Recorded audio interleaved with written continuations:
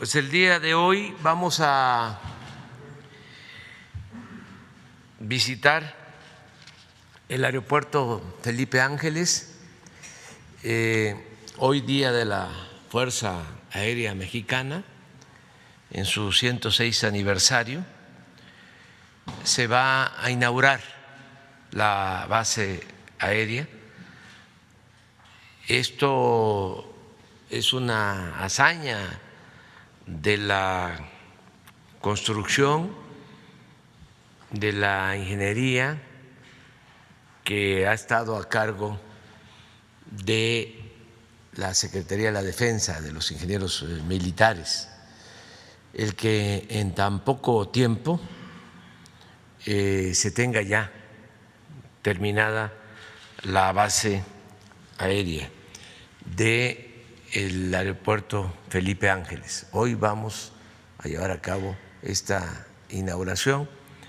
Vamos a regresar posteriormente la semana próxima, el Día del Ejército, para inaugurar instalaciones también en la base aérea Felipe Ángeles, y como lo hemos acordado, el día 21 de marzo del año próximo se inaugura por completo el aeropuerto civil Felipe Ángeles. Esto es todo un acontecimiento, de modo que hoy es un día muy importante. Vamos a salir temprano de Palacio porque vamos al aeropuerto Benito Juárez y de ahí vamos a tomar un avión para bajar en el aeropuerto Felipe Ángeles. Ya vamos a bajar en las pistas nuevas del aeropuerto Felipe Ángeles. Entonces vamos a contestar preguntas hasta donde nos alcance. Hola, presidente, buenos días. Oiga, preguntando sobre el tema de lo que ocurrirá ya en unas horas más en la base aérea Santa Lucía, usted está de nueva cuenta confirmando que ya el siguiente año habrá literalmente el aeropuerto Felipe Ángeles. ¿Qué va a pasar con todas estas avenidas que tienen que comunicar hacia esta base Santa Lucía?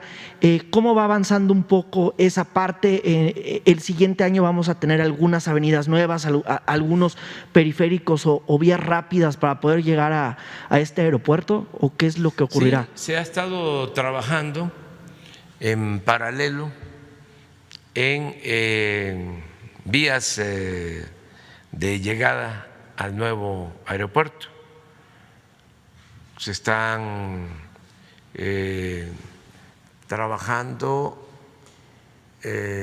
alrededor de 10 frentes distintos.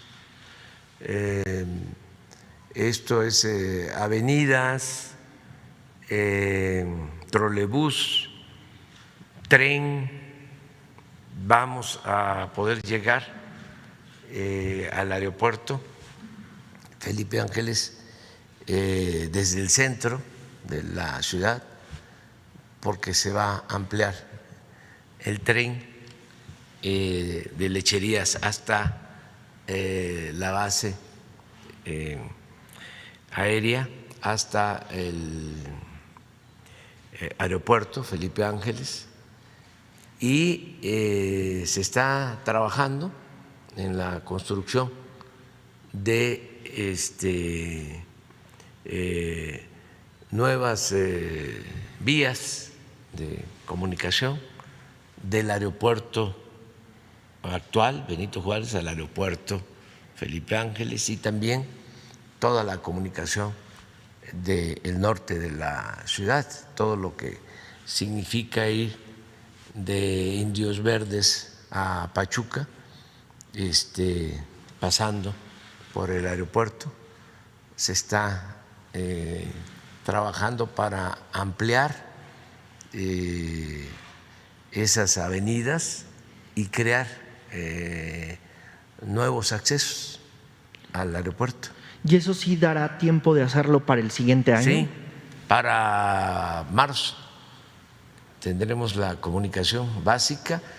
Se va a poder ir desde el centro hasta el aeropuerto y ya se está avanzando para la construcción del tren. Se va a llegar en tren desde el centro de la ciudad hasta el aeropuerto. Presidente, y por ejemplo, ahí ya van a poder aterrizar hoy, tengo entendido, aviones comerciales. Sí, es un aeropuerto militar y civil. Es el aeropuerto más importante que se esté construyendo en el mundo y es un fenómeno de la ingeniería civil porque se está haciendo en un tiempo récord y nos estamos ahorrando, de acuerdo al proyecto original de Texcoco, 230,000 millones de pesos. Fue una gran decisión la que tomamos, una sabia decisión. Ya conocen ustedes la historia. Durante el gobierno anterior se empezó con el proyecto de construir un nuevo aeropuerto en el lago de Texcoco, en el peor sitio, es la parte más baja del Valle de México, está demostrado, donde hay constantemente hundimientos en esa zona. Entonces, primero hablaron de que iban a utilizar un sistema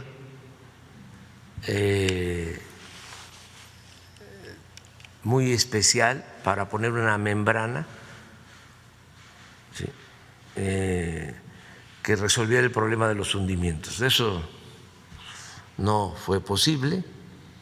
Luego de sacar el agua, nunca lo resolvieron. Al final iba a requerir el aeropuerto de muchísimo mantenimiento. Si el aeropuerto Benito Juárez requiere mantenimiento porque se hunde, como se hunde la Ciudad de México en general, esa zona se hunde más todavía. Si ustedes van a Texcoco, se dan cuenta de cómo constantemente hay hundimientos en la carretera. Bueno, los hundimientos de la calzada Zaragoza tienen que ver con eso. Entonces,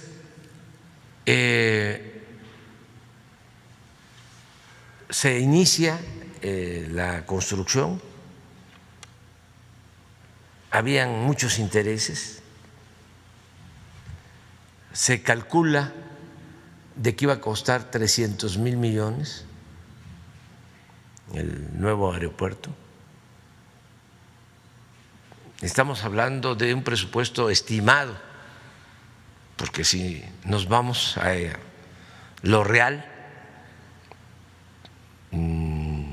ese aeropuerto pudo costar el doble o el triple.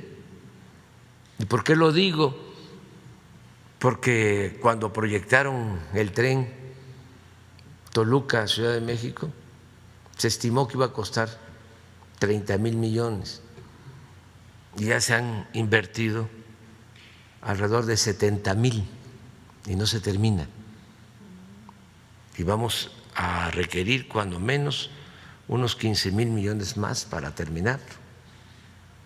O sea, 3 veces más de lo estimado. ¿Por qué el empecinamiento en hacer ahí el aeropuerto, porque estaban pensando en los negocios inmobiliarios, en quedarse con las 600 hectáreas del actual aeropuerto. Era un gran atraco. Querían hacer en el actual aeropuerto, en las 600 hectáreas, una especie de Santa Fe.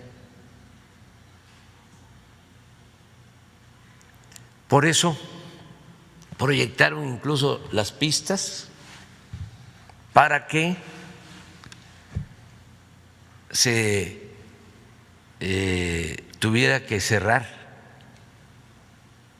el actual aeropuerto y también Santa Lucía. 2 aeropuertos se iban a cerrar, porque hablaban de interferencia aérea, interferencia en el espacio aéreo. Entonces, desde la campaña dijimos que ese proyecto no era conveniente y que además olía mal.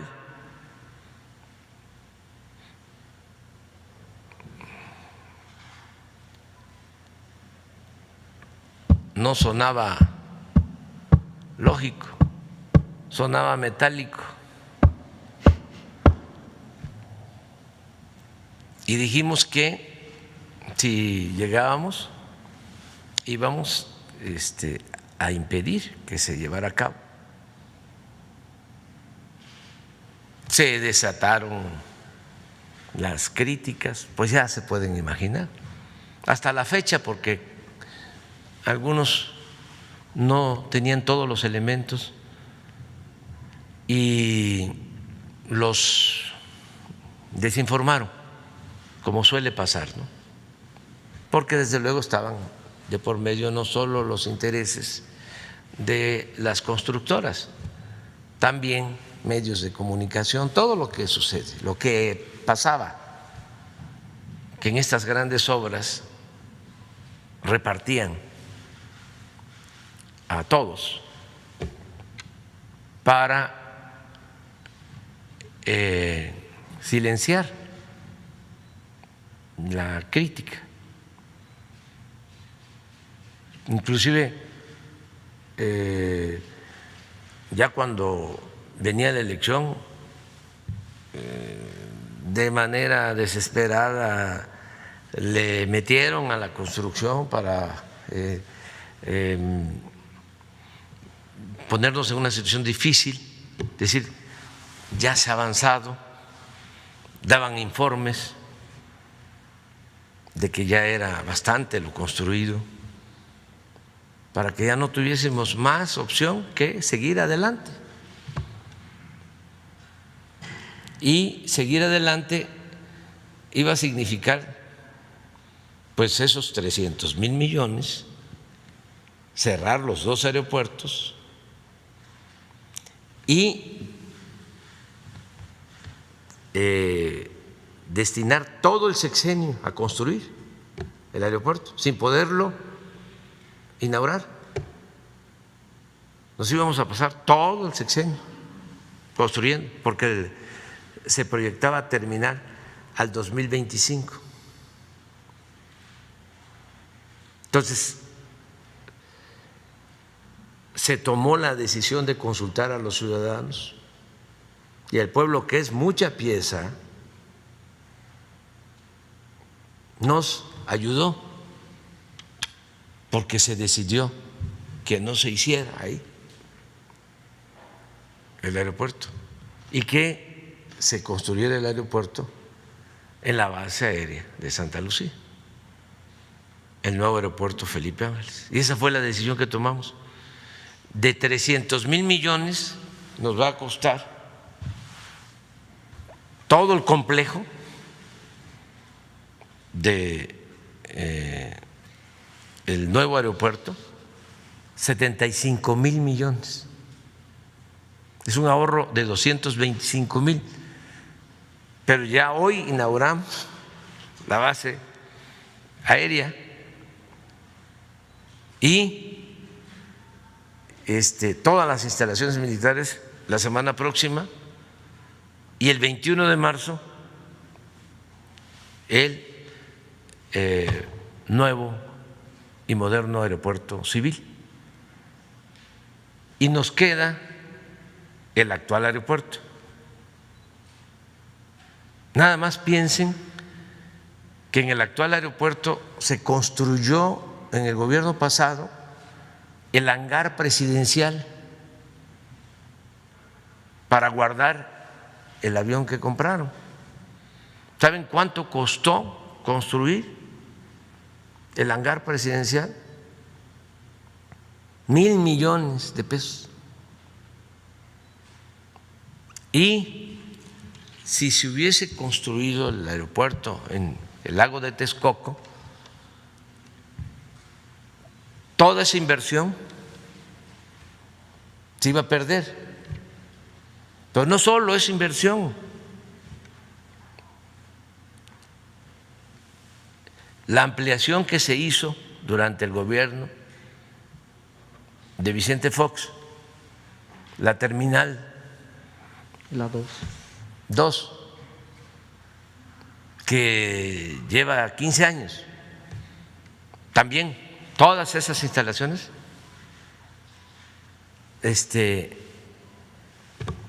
se iban a perder. Por eso sí es un día importante el de hoy.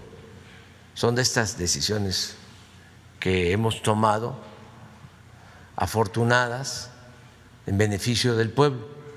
Desde luego a los mercaderes, a los corruptos, a sus achichincles, pues no les parece, no les gusta, pero ofrecemos disculpa si se causan molestias con el combate a la corrupción.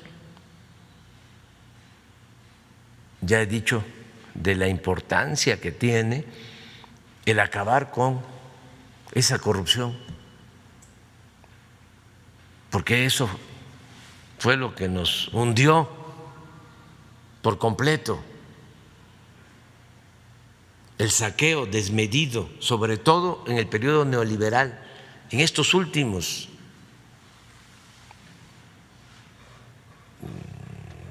36 años, de 1983 al 2018.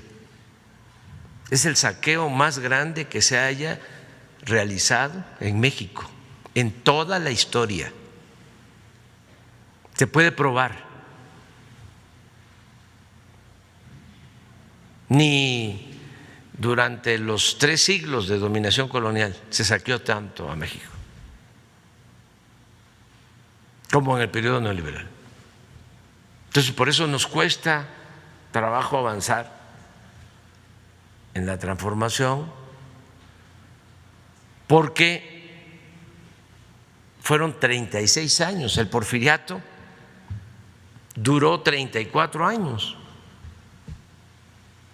y costó trabajo. Hubo una revolución, perdieron la vida tanto por la violencia como por las pandemias y las carencias, la pobreza, 1 millón de mexicanos durante la revolución. Y nosotros estamos llevando a cabo esta transformación de manera pacífica, sin violencia. Eso lo tenemos que celebrar,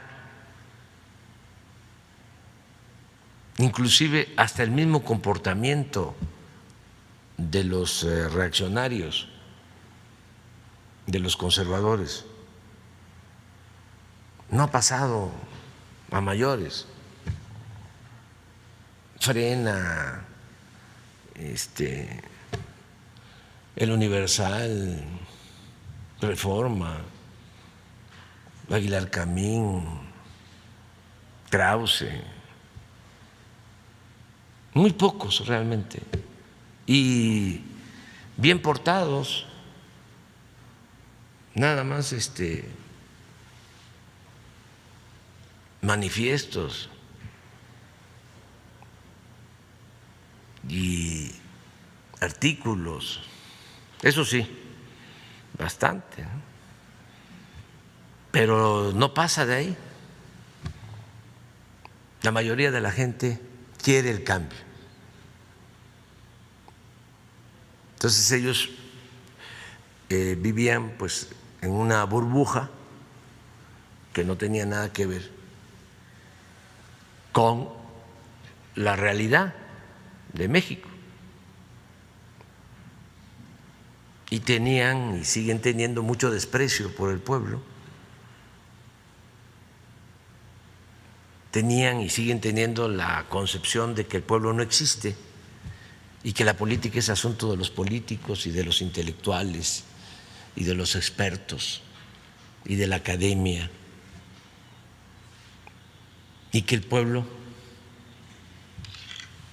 pues no cuenta,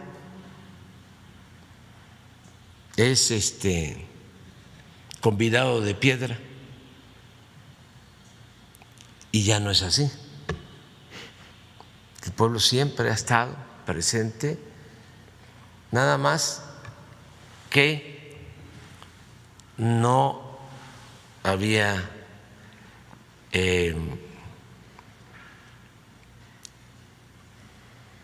sido escuchado, no era el protagonista principal, y ahora es el pueblo el que manda en México, la mayoría. Entonces, por eso también salió de manera irracional, pero espontánea, toda esta reserva oculta de racismo, de clasismo que existía. Todo esto que se vio en los últimos tiempos ahora está más moderado porque les da pena y les da vergüenza, ¿no? Pero se ha ido avanzando bastante y por eso vamos hoy al aeropuerto. Presidente, dos preguntas más. La segunda, durante este confinamiento que tuvo derivado del COVID-19, y la verdad es que esos tiempos a veces donde uno tiene pues un poco más para pensar lo que ocurre y para hacer pues ahí un análisis de uno mismo, yo le preguntaría a uno, ¿le quedó alguna secuela del COVID-19 ahora que ya está en su vida diaria? Y también preguntarle si en ese confinamiento voluntario que tuvo, ¿le cambió en parte la visión de lo que ha representado la epidemia de COVID-19 en México y en todo el mundo? Mire, yo creo que me sirvió para reafirmar mis convicciones, reafirmar mis creencias, mi manera de pensar. Aunque los adversarios, ayer estaba yo leyendo a un legislador de los opositores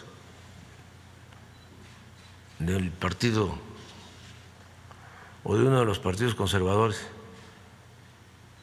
diciendo que estaba yo mal en mis facultades mentales, que no estaba yo cuerdo, que estaba yo enfermo. Pues no, gozo de cabal salud. Pero yo creo que para ellos sí es algo extraño el que se piense en favor del pueblo, de que se tenga sentimientos de amor al pueblo,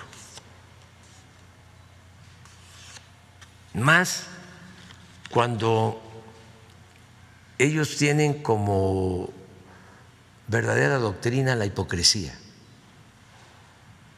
un doble discurso, una doble moral. Entonces, sí les extraña cómo es que van a ser primero los pobres, cómo es que no le importa el dinero o lo material, cómo es que no viaja en el avión presidencial que nosotros compramos para exaltar la figura del Tlatoani mayor.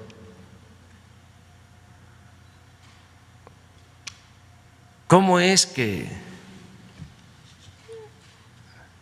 se levanta en la madrugada? ¿Cómo es de que no se queda callado y replica? Entonces, pues sí, no estamos para ellos bien, ¿no? Afortunadamente, de acuerdo a nuestras ideas y principios, estamos viviendo un momento estelar. Imagínense luchar toda una vida para llevar a cabo, para convertir en realidad ideales, utopías, el poder servir a los demás, el llevar a la práctica el amor al prójimo, el ayudar a la gente humilde, a la gente pobre, el tener la dicha enorme de practicar el humanismo. No hay nada mejor que eso, ningún bien material, ni todo el oro del mundo se compara con la satisfacción que produce luchar por los demás. Entonces, ¿qué reflexión tengo después del COVID? Que debemos de seguir. Cuando comenzó lo del COVID, en mi reflexión incluso escribí, hay unos textos del año pasado, y dije en mi fuero interior: no vamos a dejar de avanzar en la transformación de México, aún con el COVID y con la crisis económica. Vamos a atender las dos crisis y vamos a seguir caminando hacia la transformación, porque lo que más ha dañado a México es la corrupción. Es el principal problema, la corrupción política. Eso es lo que dio al traste con todo Por eso vivimos la paradoja, la contradicción de ser un país rico con un pueblo pobre, un país que tiene muchísimas riquezas naturales, que lo han saqueado por siglos y todavía es de los países con más recursos naturales en el mundo, con un pueblo excepcional, heredero de culturas, de civilizaciones milenarias, un pueblo bueno, un pueblo trabajador. Ahí está el ejemplo de los migrantes mexicanos, porque también estos tecnócratas conservadores querían hacernos creer de que si no se avanzaba en México era porque nuestro pueblo era flojo, indolente, falso. Y repito, este es el ejemplo.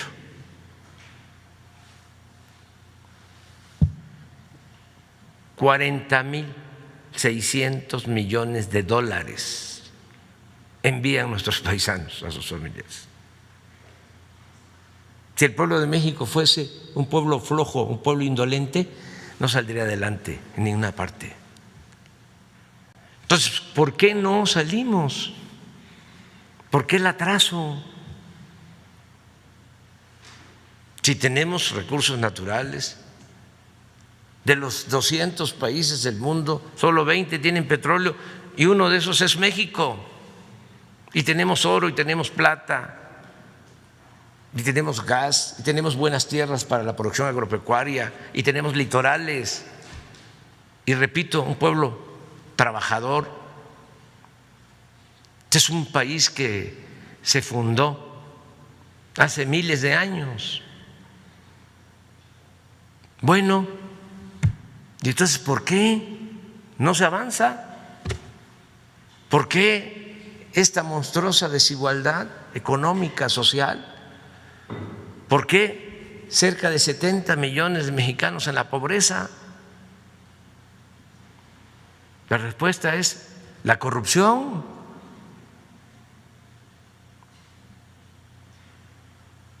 Entonces, no tengo duda de que si seguimos combatiendo la corrupción, si desterramos la corrupción del país, se va a lograr el renacimiento de México. Y ya está en proceso esa transformación. Entonces, ¿qué pensaba cuando tenía el COVID y ahora en los tiempos del post-COVID?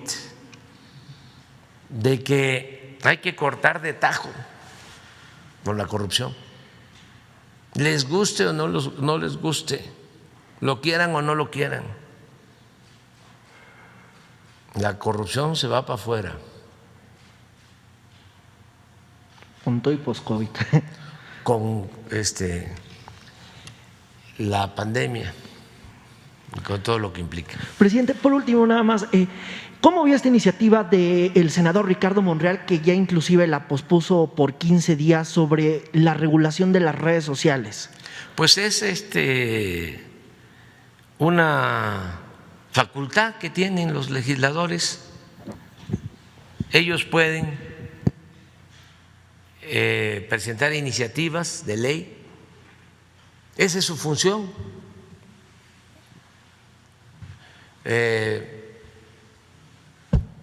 Elaborar leyes, aprobar leyes, por eso son legisladores. Ellos pueden presentar estas iniciativas y tiene que haber debate y buscar que sean aceptadas las iniciativas y desde luego aprobadas, en este caso en el Senado. Entonces, si el senador presentó una iniciativa, está en su derecho, como cualquier legislador. Pueden presentar reformas no debemos extrañarnos. Se trata de temas, pues sí, polémicos.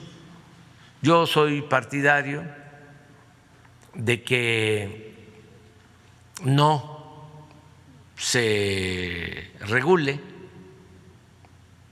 lo que tiene que ver con los medios de comunicación. Soy partidario de lo que decía Sebastián Lerdo de Tejada, que la prensa se regule con la prensa, que no haya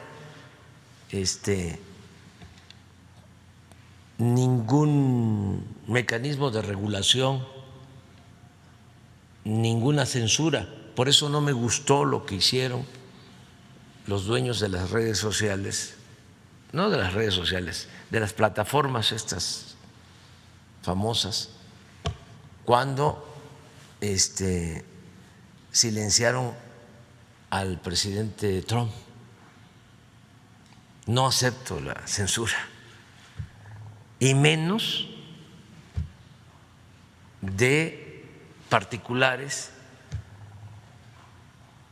que no representan el interés de los ciudadanos.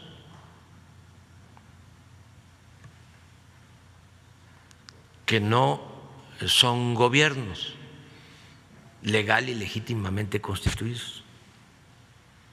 Eso no puede ser. O sea, ¿cómo se erigen en los grandes censores, jueces? Es como si nosotros censuráramos, ¿no?, a los articulistas, a los conductores de radio, de televisión, lo que le hicieron a Gutiérrez Vivó, lo que le hicieron en su momento a Carmen Aristegui. Todo esto, pues, que se aplica o se aplicaba anteriormente, no debe de haber censura. Prohibido prohibir. Lo único es que se garantice la libertad.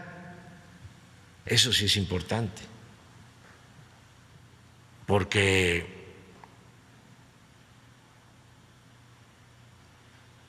cuando llevaron a cabo esa censura en Estados Unidos, se puso verde la Estatua de la Libertad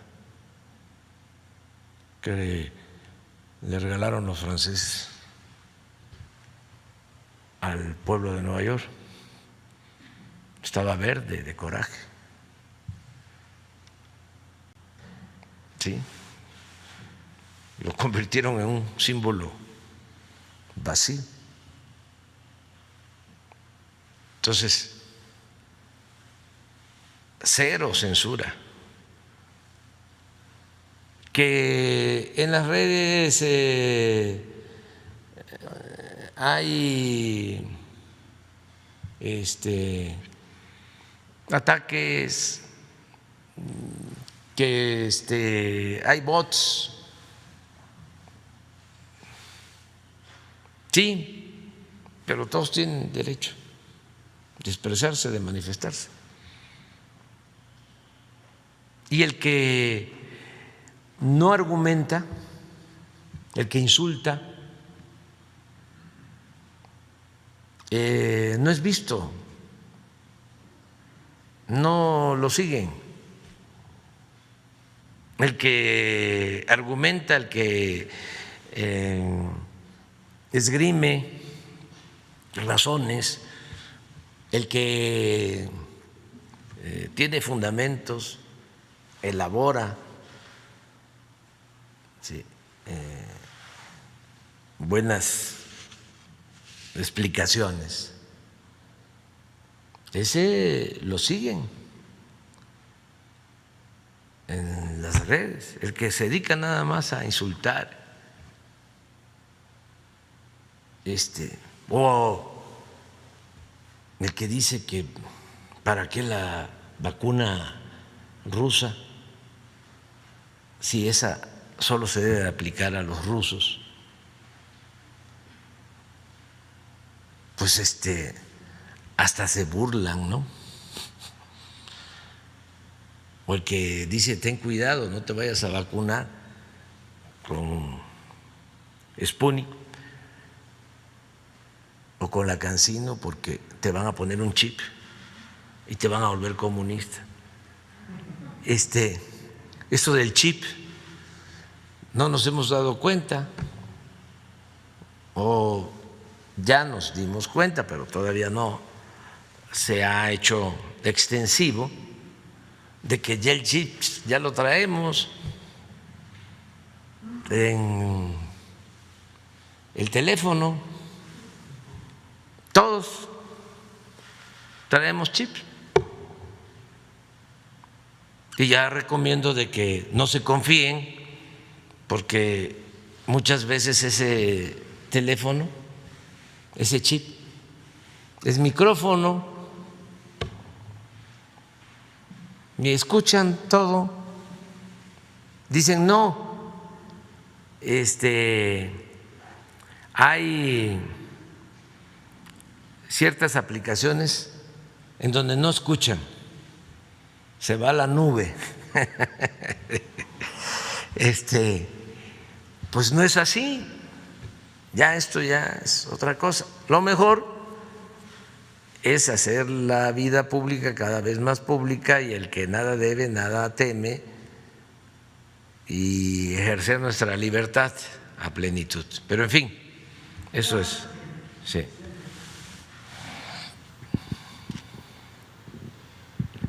Buenos días, presidente. Shaila Rosagel, corresponsal de Grupo Gili, El Imparcial de Sonora, La Crónica de Mexicali y Frontera de Tijuana. Pues en primer lugar, mucho gusto de verlo recuperado, presidente.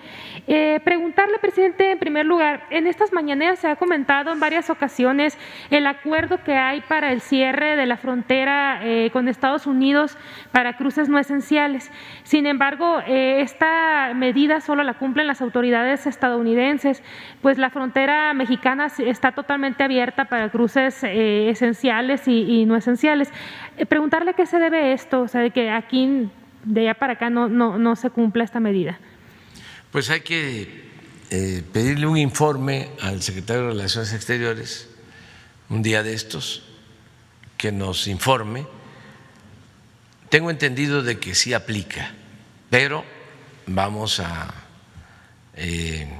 tener información de la Secretaría de Relaciones sobre este tema.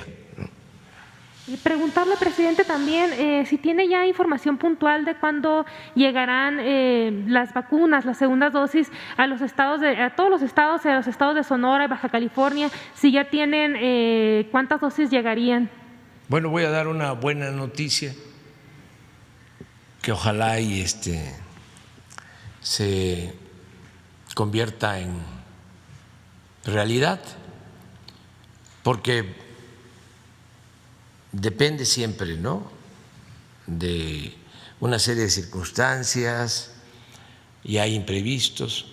Pero hoy en la madrugada nos informó nuestro embajador en la India de que ya ha sido autorizado un envío de vacunas a México desde la India, que podrían llegar en la madrugada del domingo,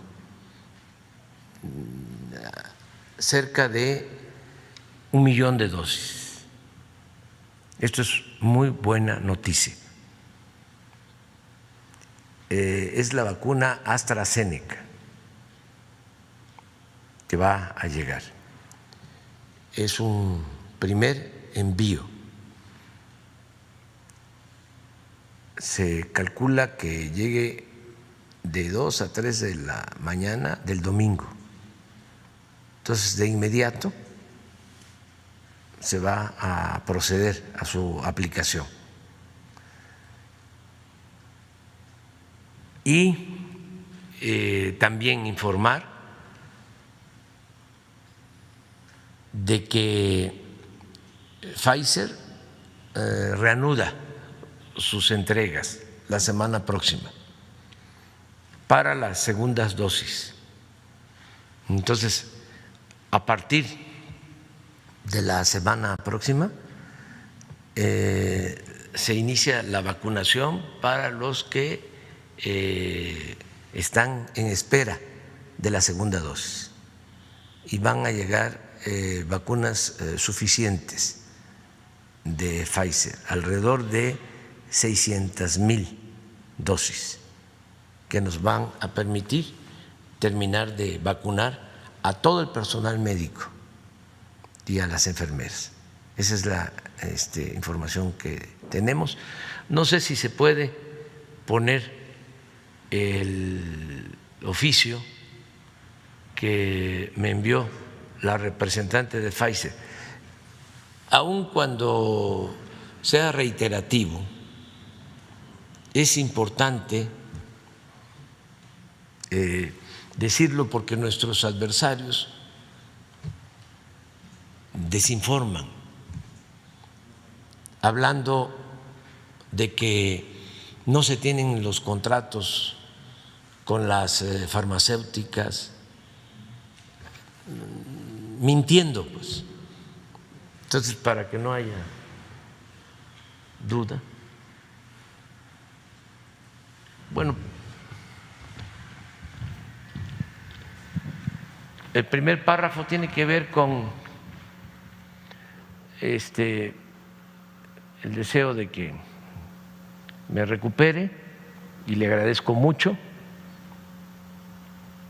a María Constanza, que es la presidenta y directora general de Pfizer en México.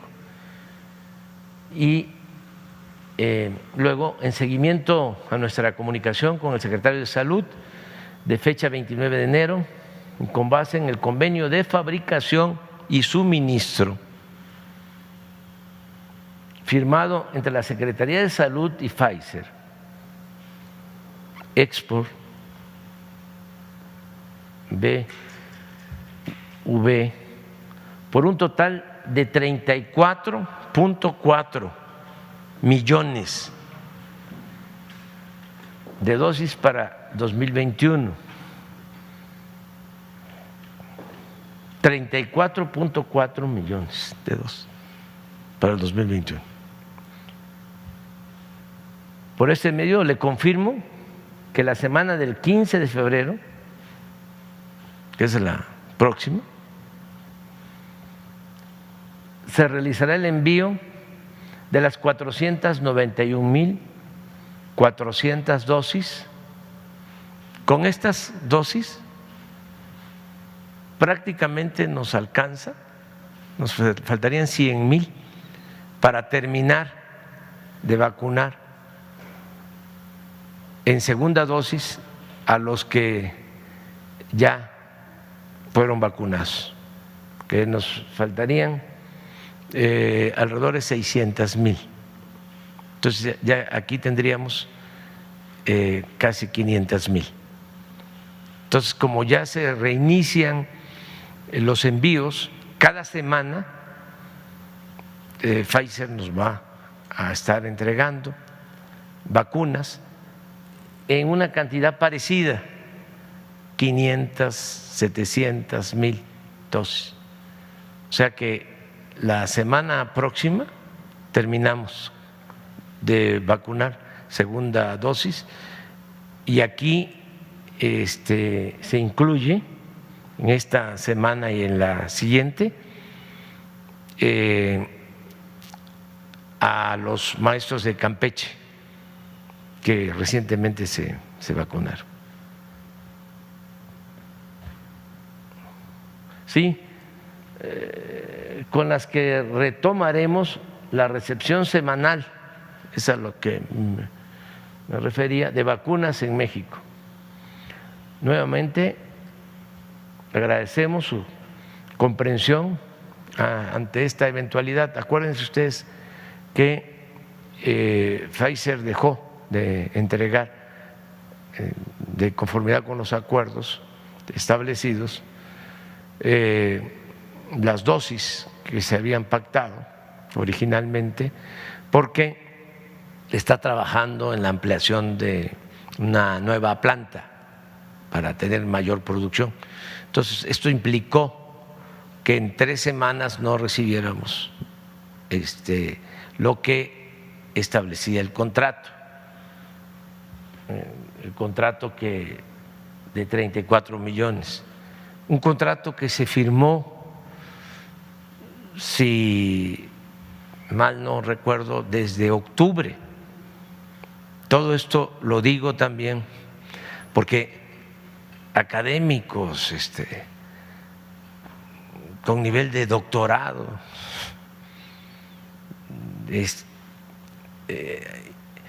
insinuando o afirmando de que no tenemos contratos, de que no vamos a tener las vacunas, todo de mala fe, porque no creo que ellos no tengan posibilidad de informarse. Lo hemos hecho aquí, nada más que les entra por un oído y les sale por el otro. Entonces, esto es para contestar tu pregunta. Presidente, entonces la próxima semana y la que sigue sería para las segundas dosis. Este millón de dosis que llegan de ya es para los adultos mayores. Adultos mayores, sí, y queremos combinar ya adultos mayores con maestros. O sea, ya los adultos mayores, ¿cuándo empezarían a vacunarse ya, presidente? Empiezan con este envío de llegar el domingo en la madrugada, como lo informó el embajador. A ver si no tienes la nota que nos transmitió Marcelo Ebrard. Llegan además para que el embajador sepa que ya lo dimos a conocer y que se tiene que aplicar un poquito más, que ha ayudado mucho el embajador de México en la India. Aquí está,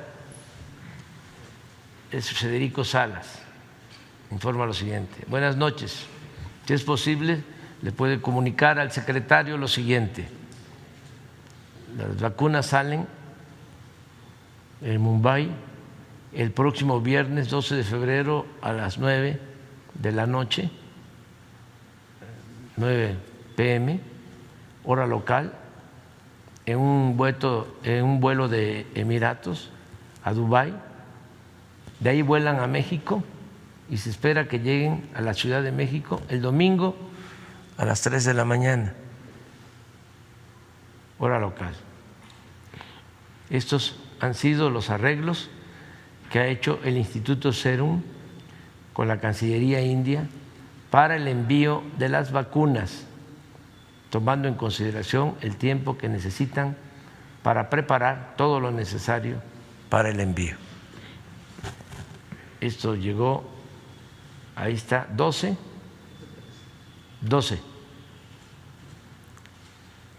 Presidente, o sea, a medianoche. Entonces, llegan estas vacunas y ya la próxima semana empieza la vacunación. De inmediato empieza la vacunación a adultos mayores. Esta es AstraZeneca, esta vacuna.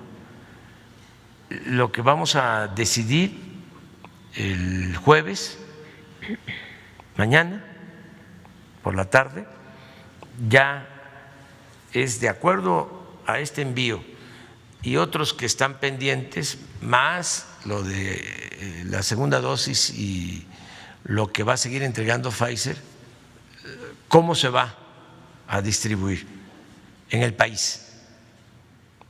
Pero sí, como población preferente, son adultos mayores y maestros, porque necesitamos proteger a los maestros y regresar a clases presenciales. Presidente, ya por último, una tercera pregunta. En el tiempo que en las semanas pasadas pues ocurrió un hecho lamentable en Chiapas con una joven médico, Mariana Sánchez Dávalos, que fue asesinada. Se trata de un feminicidio. Entonces, preguntarle, bueno, esa señorita realizaba su servicio social en una comunidad de Chiapas y hizo denuncias de una agresión sexual, y también pidió cambio. Y está usted enterado, me imagino, de sí. Este caso. ¿Qué opina sobre este caso, presidente? Pues muy lamentable, y mi pésame sentido a sus familiares. Es algo muy triste, y ya se está actuando, ya han habido destituciones, ya se tiene identificado a presuntos responsables, están abiertas las investigaciones y no hay impunidad para nadie, ni en este caso ni en ningún otro. Son hechos muy lamentables. La diferencia entre antes y ahora es que antes a lo mejor había impunidad y no se castigaba a los responsables, aún sabiéndose, porque había influyentismo, porque había protección. Eso ya no hay en México. El que comete una fechoría, el que comete un delito, es castigado, sea quien sea. Es el mismo caso lamentable de los migrantes que fueron incinerados, asesinados e incinerados en la frontera, en Tamaulipas. Ya están detenidos policías que participaron en estos hechos. Entonces, no se permite en México impunidad para nadie. Entonces, eso debe de quedar muy claro. Quisiéramos que esto no pasara. Desgraciadamente, hay esta descomposición social que también es heredada y que tiene que ver con los saldos, con el fruto podrido de la política neoliberal, de la pérdida de valores, del individualismo, del egoísmo, de la falta de amor al prójimo. Toda esta descomposición que se dio, porque la política neoliberal no solo fue corrupción, saqueo, pobreza, fue también pérdida de valores, fue una degradación, un proceso de degradación progresivo, una decadencia. Y para enfrentar una decadencia no hay más que una transformación a fondo. Entonces, sí estamos atendiendo este lamentable hecho, y se les va a estar informando constantemente. Muy bien, me tengo que ir, porque si no, no salimos a... ¿Ya? No me va a dar tiempo ni... bueno, ya vamos a desayunar, creo, pero me tengo que tomar mi café porque mañana, ¿les parece? Mañana no hay exposición, puras preguntas y respuestas.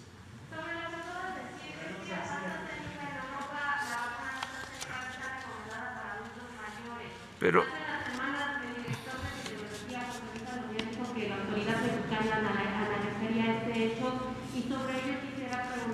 ¿por qué no sí, es sobre la eficacia de la vacuna de AstraZeneca? ¿Por qué no en la tarde, sí, nos responden los especialistas? ¿Sí? ¿Te parece? Bueno, muy bien. Y mañana nos vemos.